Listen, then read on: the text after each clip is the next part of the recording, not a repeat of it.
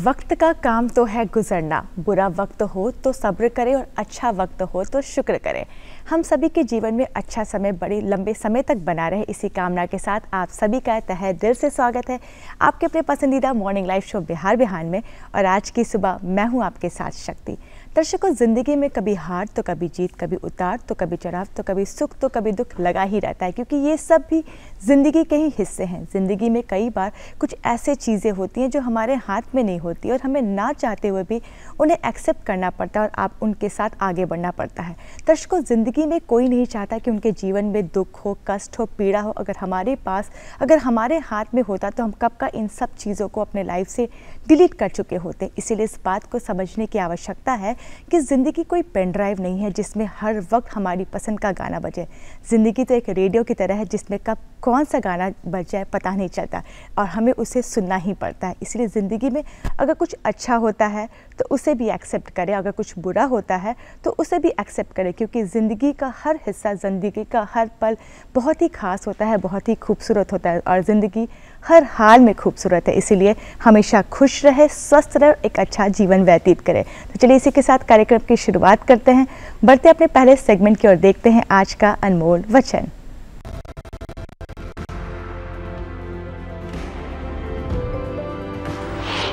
हमें ऐसी शिक्षा चाहिए जिससे चरित्र का निर्माण हो, मन की शक्ति बढ़े, बुद्धि का विकास हो और मनुष्य अपने पैर पर खड़ा हो सके।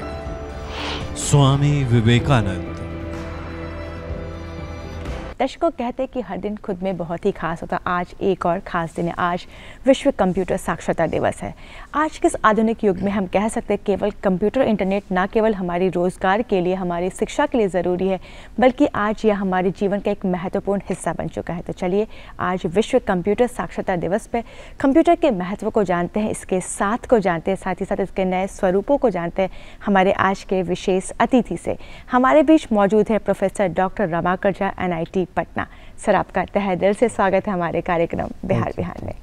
जैसा कि हम सभी आधुनिक युग में जी रहे हैं, तो इस युग को हम तकनीकी युग भी कह सकते हैं और इसकी सबसे बड़ी उपलब्धि हम कंप्यूटर को कह सकते हैं। और इस उपलब्धि ने ना सिर्फ प्रगति को बढ़ाया है बल्कि हमारे जीवन शैली को भी बेहतर बनाया है। ऐसे में कंप्यूटर का साथ हमारे लिए कितना ज़रूरी है, ये कितना महत्व रखता है हमारी आज के जीवन शैली में, क्या कुछ बताना चाहेंगे आप? Computer means commonly operating machine purposely used for technological and educational research। इसका मेन पर्पस ये था। हमारे यहाँ सबसे पहले ये Tata institute of fundamental research में आया। 1964 में बेसिक शुरू हुआ और उसके बाद से आज आप देख रहे हैं कि हम चंद्रयान पर पहुँच गए, सेटेलाइट इनोवेशन हो गया, आपका ये टेलीकास्ट पूरे इंडिया में देखा जा रहा है। तो ये सारा कंप्यूटर की वजह से हुआ। बच्चों को एजुकेशन मिला। उसके बाद हम लोग आज जो है हर गांव में पहुंचाने की कोशिश कर रहे हैं। 2G, 3G, 4G और 5G पर आ गए हैं। तो उसका कारण यही है कि हम हर चीज़ कंप्यूटर के माध्यम से कर सकें, लोगों तक पहुंचा सकें, अच्छी शिक्षा दे सकें, इसमें बहुत सारे प्रोग्राम्स कर सकें। तो इसलिए कंप्यूटर तो एक इनोवेशन है, रिवॉल्यूशन है, इसने पूरी दुनिया को बदल दिया। मुझे याद है कि 1993 में जब हम US गए तो वहाँ हमने ATM देखा तो सोचा कि रात में 3 बजे लोग पैसा कैसे निकाल रहे हैं। तो वो बड़ा एक आश्चर्य था हमारे लिए। और 3 बजे बैंक से पैसा निकालना, तो वो ये कंप्यूटर की वजह से हुआ कि कंप्यूटर वहाँ लगा हुआ है, इंटरनेट से कनेक्टेड है और हम जो है, और आज की डेट में भी हम जो गूगल करते हैं, हम जो पेटीएम करते हैं, गूगल पे करते हैं, हमें कहीं भी जाना है ऊबर बुला देते हैं। तो ये सारी चीज़ें कंप्यूटर की वजह से ही हैं और इसमें बहुत डेवलपमेंट हुआ है, बहुत सारे चेंजेस हुए हैं।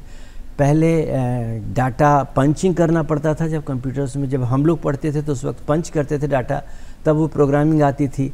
और आज जो है वो हम कोडिंग लिखते हैं, कोड लिखते हैं, उसमें प्रोग्रामिंग हो जाती है, चीज़ें हो जाती हैं। तो बहुत फ़र्क आया है उस वक्त में, उस समय में और आज के डेट में। और ये धीरे धीरे हमारा देश जो है बहुत आगे चला गया इस दिशा में।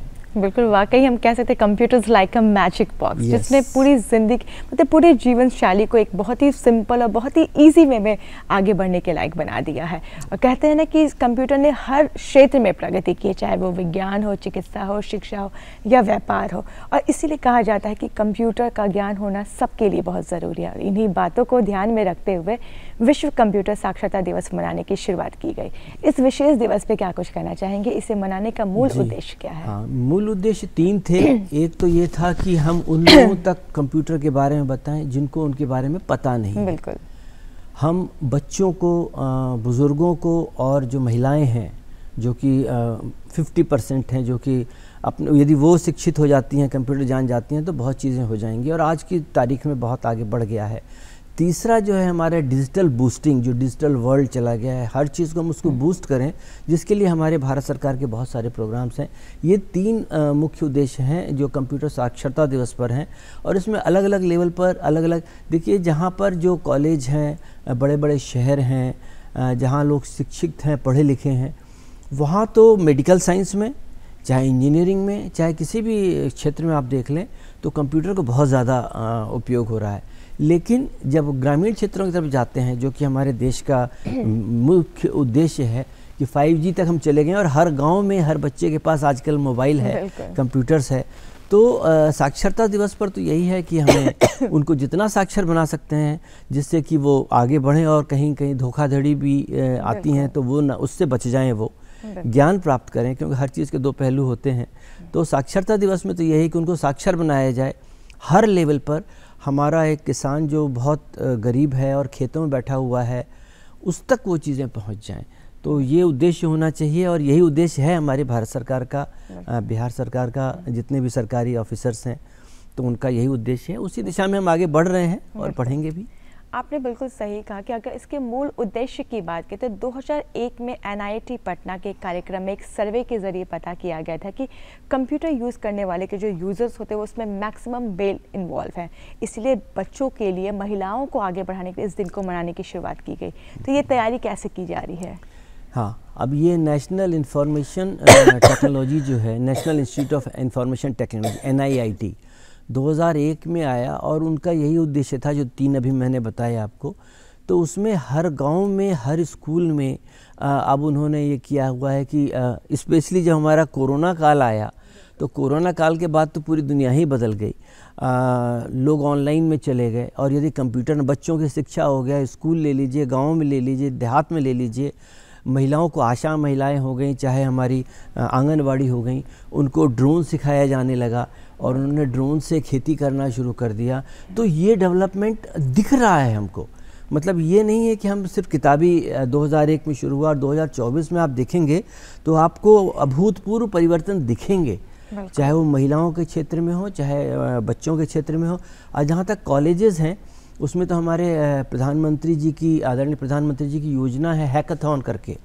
हैकाथॉन में क्या है कि स्मार्ट इंडिया करके, स्मार्ट इंडिया हैकाथॉन SIH करके एक प्रोग्राम शुरू हुआ है। उसमें हम, आप, हमारे गांव के बच्चे, महिलाएं, बुजुर्ग या कॉलेज, इंजीनियरिंग और मेडिकल के छात्र जो हैं, उसमें जा कर के और बहुत सारे इनोवेशन कर सकते हैं। जैसे ग्रीन ट्रांसपोर्टेशन, हम स्मार्ट ट्रांसपोर्टेशन करें, कैसे हम जाएं, व्हीकल्स, स्मार्ट व्हीकल्स कैसे बनाएं, हम जो है स्मार्ट टेक्नोलॉजी कैसे डेवलप करें, जो एनवायरनमेंट है उसको कैसे बढ़िया बनाएं।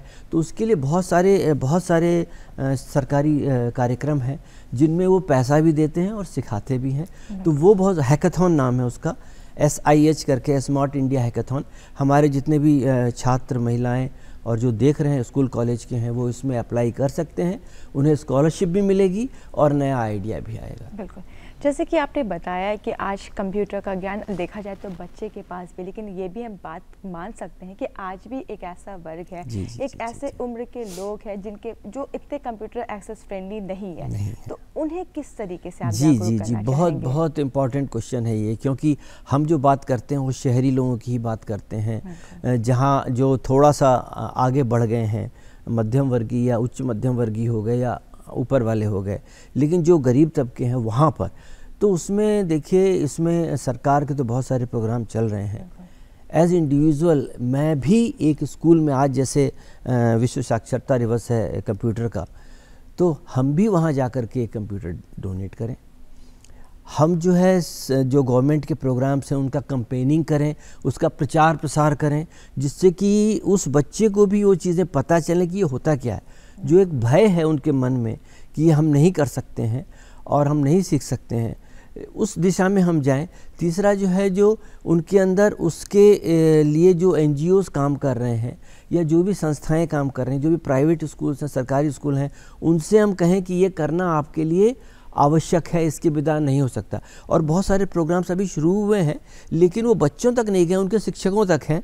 उनको कहा जाता है कि आपको ऑनलाइन अटेंडेंस होगा, ऑनलाइन प्रेजेंस होना पड़ेगा, सारे बच्चों के डाटा आपको अपलोड करना है, क्योंकि वो एक गांव में बैठा हुआ है, वो उसको पटना में जो सेंटर ऑफिस है वहाँ कह सकते हैं कि अगर कोई कार्यक्रम की शुरुआत की जाती है तो ये सिर्फ जिम्मेदारी सरकार की नहीं, आप अपने तरीके से भी उनको आप जागरूक कर सकते हैं, उन्हें आप साक्षर बना सकते हैं। तो आप जैसा कि अगर कंप्यूटर की विशेषताओं की बात करें तो इसकी लिस्ट काफ़ी लंबी है, लेकिन आज के समय में जो एक विशेषता जिसका काफ़ी बातचीत हो रहा है या काफ़ी चलन में वो है आर्टिफिशियल इंटेलिजेंस। ऐसे में इसके प्रति आपकी क्या प्रतिक्रिया है, या यूँ कहूँ कि आज के समय में आर्टिफिशियल इंटेलिजेंस का सबसे बड़ा अचीवमेंट और सबसे बड़ा ड्रॉबैक क्या है?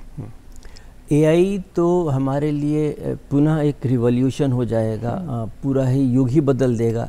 अब तो उसका ये उपयोग होने लग गया कि ChatGPT में बच्चे कुछ लिखते हैं एक और उसके बारे में पूरी डिटेल आ जाती है, उसकी पूरी कहानी आ जाती है। इसके अच्छे पहलू भी हैं और ख़राब भी हैं।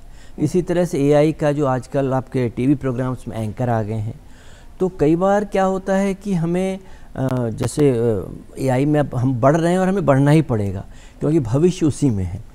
और उसके साथ साथ इस तरह की चीज़ें जब होती हैं, जब डिजिटल अरेस्ट सुना होगा आपने, आजकल बहुत ज़्यादा चल रहा था, या AI की बना करके चेहरा बदल करके उन्होंने AI बना लिया और उसको क्लोनिंग कर दिया, तो उसमें हमारे भारत सरकार ने बहुत ही, साइबर क्राइम जिसको हम बोलते हैं, बहुत ही कठोर कदम उठाए हैं और इसमें पूरा कंट्रोल किया जा रहा है। क्योंकि ये इतनी बढ़िया चीज़ है AI कि हमारी समस्याओं को, हमारा जो फ्लाइट है पूरा क्लाउड है, कुछ नहीं दिख रहा है, ज़ीरो विजिबिलिटी है, फिर भी हम लैंड कर जाते हैं, फिर भी हमारा जो हवाई जहाज़ नीचे उतर जाता है ज़मीन पर, तो ये AI की वजह से है।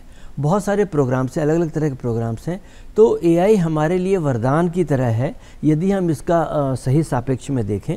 लेकिन कुछ लोग हैं और जिसके लिए कड़े कानून बने हुए हैं उनको, हाँ, जिससे कि बाकी जो इस तरह के सोच वाले हैं वो थोड़ा सा दूर हट जाएं, वो करें ही ना। तो इसलिए हमारे जो कानून हैं ऐसे ही बनाए जाते हैं कि जब एक को सज़ा मिले इस तरह की AI के ऊपर खिलवाड़ करने पर, डिजिटल अरेस्ट करने पर, तो बाकी जो 50 हैं जो इस तरह की सोच वाले हैं वो ना करने की हिम्मत करें। तो ये AI का तो बहुत बड़ा है, इसी से हम आजकल कंट्रोल कर रहे हैं। AI जो अभी आ गया है हमारे देश में और बहुत तेज़ी से बढ़ रहा है, और मुझे लगता है जैसे कंप्यूटर के क्षेत्र में हमारे भारत जो है, वैज्ञानिक जो हैं, इंजीनियर्स जो हैं, वो वर्ल्ड में नंबर 1 पर हैं। किसी भी देश में देख लीजिए, टॉप पर जो भी बैठे हुए हैं वो हमारे भारतीय हैं, भारतीय मूल के हैं। और विज्ञान, इसी तरह से हमें उम्मीद है कि AI में भी अगले 5 सालों में हम नंबर 1 होंगे, वर्ल्ड में, विश्व में नंबर 1 होंगे। और जहाँ तक इस तरह की चीज़ें होती हैं जिसकी लोग गलत करते हैं, उसके लिए कानून है और उस पर भी वर्क हो रहा है। बिल्कुल। AI से जब हम बात करते हैं तो हमें ये ध्यान रखना पड़ेगा कि हम रोबोट की बात कर रहे हैं, रोबोटिक्स। हम बात करते हैं ड्रोन्स टेक्नोलॉजी की। तो रोबोटिक्स में क्या हो गया, हमने इंसान की तरह रोबोट बना दिए। अब रोबोट तो बन गए, अब उसके अंदर इमोशन नहीं है। जो हम में और आप में इमोशन है, भावनाएं हैं, वो उनमें नहीं है। लेकिन उस दिशा में भी अब बढ़ रहे हैं लोग कि उनमें इमोशंस कैसे डाला जाए जिससे वो ह्यूमन की तरह काम कर सकें। और बहुत जगह जो है वो होटल्स में AI ही रोबोट्स हैं, वो काम कर रहे हैं। तो इस तरह से AI बहुत इंपॉर्टेंट है। मतलब कह सकते हैं कि साइंस हमारे लिए हमेशा से एक मिरेकल रहा है, बस ये हमारे माइंडसेट पे डिपेंड करता है कि हम किस तरीके से उसे यूज़ करें। अगर हम उसे सकारात्मक दिशा में लेके आगे बढ़ते हैं तो ये वाकई में एक चमत्कार के समान है हमारे लिए। अगर बात करें इसके विभिन्न पहलुओं की तो कहते हैं कि इसके कई नए स्वरूप हमारे बीच आज मौजूद है। आप कह सकते हैं जैसे कि मनी ट्रांजैक्शन ऐप्स, ये हमारे लाइफ का सबसे इम्पॉर्टेंट हिस्सा बन चुका है, जहाँ एक क्लिक करते ही हम कहीं भी किसी भी हिस्से में कोई भी ट्रांजैक्शन कर सकते हैं। ऐसी और कौन कौन सी विशेषताएं हैं जो आप हमारे दर्शकों के साथ साझा करना चाहेंगे, जिससे आम जन को खास करके जानने की आवश्यकता है? जी, सबसे महत्वपूर्ण तो है व्हाट्सएप जो आ गया, जिसको हम अपने मोबाइल पर भी रख सकते हैं और कंप्यूटर पर भी रख सकते हैं। देश विदेश में कहीं भी बात करनी है तो कर सकते हैं। बिल्कुल। इसके अलावा हमें कहीं जाना है तो ऊबर हो चाहे ओला हो, किसी ने तो ये ऐप बनाया ही है। बिल्कुल। और वो किसी कंप्यूटर इंजीनियर ने ही बनाया है जी। और वो हम सारे यूज़ कर रहे हैं। हमें कहीं भी जाना होता है, किस रास्ते में भीड़ है, लाल कलर आ जाता है, ऑरेंज आ जाता है, ब्लू आ जाता है, तो हम अपना दिशा बदल सकते हैं। ये मेरे ख्याल से हर बच्चे तक पहुंचनी चाहिए चीज़ें, ये जो इम्पोर्टेंट चीज़ें हैं। उसके बाद हम मनी ट्रांजैक्शन जो आपने बताया, सच में ये तो मिरेकल है। हमें कहीं भी भेजना है पैसा, मेरे ख्याल से कुछ मिनटों में ही ये चला जाता है। और दूसरा ये सिक्योर भी है, और तीसरा जो हिंदी में भी है। जी सर। तो पहले क्या था, जो गाँव में जो कम पढ़े लिखे हैं या नहीं पढ़े हैं और उनको डर लगता था, या हिंदी उनको आती है अंग्रेजी नहीं आती है, तो अब ये सारे ऐप हिंदी में भी उपलब्ध हैं और उनको ये करना चाहिए। डिजिटल उनके जनधन योजना हमारे भारत सरकार की शुरू हुई, उनके अकाउंट में पैसा आना शुरू हो गया, उनको पता चल गया, उनके पास मैसेज आता है, वो हिंदी में मैसेज आता है। तो अब क्या है, हिंदी में होना, हमारी मातृभाषा में होने की वजह से ये बहुत तेज़ी से बढ़ेगा। और हम ये सभी से आग्रह करेंगे, जो शिक्षक हैं, जो NGOs हैं, जो सरकार है वो तो कर ही रही है, हम जैसे लोग हैं, इंडिविजुअल हैं, जो कहीं ना कहीं पद पर हैं, जो कि लोगों को आगे मदद कर सकते हैं, इसको प्रचार प्रसार की ज़रूरत है। न ही सिर्फ प्रचार प्रसार, इसको देने की भी ज़रूरत है उनको, कि कैसे सिखाने की ज़रूरत है कि भाई ये आप ऐप कैसे डाउनलोड करोगे और कैसे अपने यहाँ इंस्टॉल करोगे, जिससे आप आगे बढ़ सको और इस दिशा में काम कर सकें। बिल्कुल, हम कह सकते हैं कि किसी भी क्षेत्र में आगे बढ़ने के लिए कंप्यूटर का ज्ञान बहुत ज़रूरी है। ऐसे में आज इस विशेष दिवस पर चलते चलते हमारे दर्शकों को क्या कुछ संदेश देना चाहेंगे? हम यही कहना चाहेंगे कि बच्चों और महिलाएं जो हैं वो देश को आगे ले जाने में बहुत बड़ा उनका रोल है। उनको इस विषय में साक्षर होना अत्यंत आवश्यक है। जो हमारे शिक्षित महिलाएं हैं, छात्र हैं, पुरुष हैं, उनसे मैं आग्रह करूंगा कि ना तो आप इसकी साक्षरता का ज्ञान दें, साथ ही साथ इसके उपयोग में जो कंप्यूटर्स हैं, जो लैपटॉप्स हैं, जो भी हमारे मोबाइल्स हैं, ये उनके स्कूल में, उनके क्षेत्र में, आंगनबाड़ी में, आशा बहनों को, स्कूलों में बच्चों को ये ज़रूर बांटें। जब भी मौका मिले इसका प्रचार प्रसार करें। Thank you so much sir, आपने बहुत ही अच्छी जानकारी हमारे दर्शकों के साथ साझा की, इसका एक बार फिर से तहे दिल से धन्यवाद। तो दर्शकों, ये थे हमारे आज के विशेष अतिथि professor doctor Ramakar Jha, NIT Patna, जिनसे हमने जाना कि कंप्यूटर हमारे लिए कितना ज़रूरी है और साथ ही साथ कंप्यूटर का ज्ञान होना कितना ज़रूरी है। दर्शकों, इसी के साथ वक्त हो चला आपको बताने का कि हमारा आज का कार्यक्रम आपको कैसा लगा, जिसके लिए ज़रूरी आपको हमारा पता नोट करें। और हमारा पता है निदेशक DD बिहार, दूरदर्शन केंद्र पटना, फ्रेजर रोड पटना 8000001। और आप हमें ईमेल भी कर सकते हैं। हमारा ईमेल है directorddkpatna@gmail.com। इसी के साथ दर्शकों, चलते चलते ज़रूर कहना चाहूँगी, सबको गिला है कितना कम मिला है। जरा सोचिए आप जितना कितनों को मिला है। इसीलिए जो कुछ भी आपके पास है उसी में खुश रहे और एक अच्छा जीवन व्यतीत करें। इसके तब तक के लिए नमस्कार।